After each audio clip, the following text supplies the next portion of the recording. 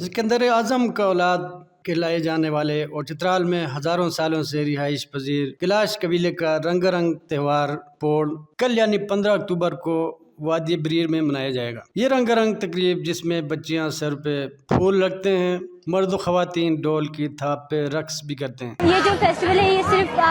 بریر میں ہی منائی جاتی ہے، بمبرت اور رنگور میں نہیں منائی جاتی، تو یہ جو ہوتا ہے یہ اسپیشل ڈے ہوتا ہے، اور یہ بیسیکلی ہم کہہ سکتے ہیں عام سمپل سی بات پہ ہم یہ کہہ سکتے ہیں کہ یہ ایک آٹم فیسٹیول ہے، اور یہاں پر بچوں کی پیوریفیکیشن ہوتی ہے، جیسے کہ آپ لوگ دیکھ سکتے ہو کہ جو بچے ہیں جن کی پیوریفیکیشن ہو رہی ہے انہوں نے تھوڑے ڈفرینٹ کلر کے کپڑے پہنے ہیں اور ڈفرینٹ ڈیزائن کے کپڑے پہنے ہیں، ان کے اوپر بھی ایک ٹوپی بھی ہے، تو اسی وجہ سے یہ بیسیکلی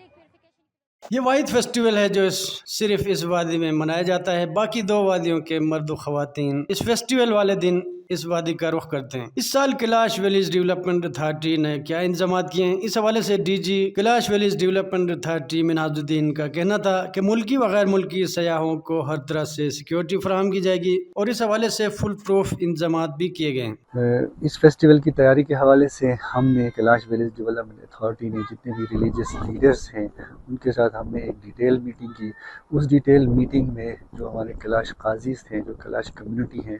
اس نے 2 بڑے میسیجز ہم نے دیے۔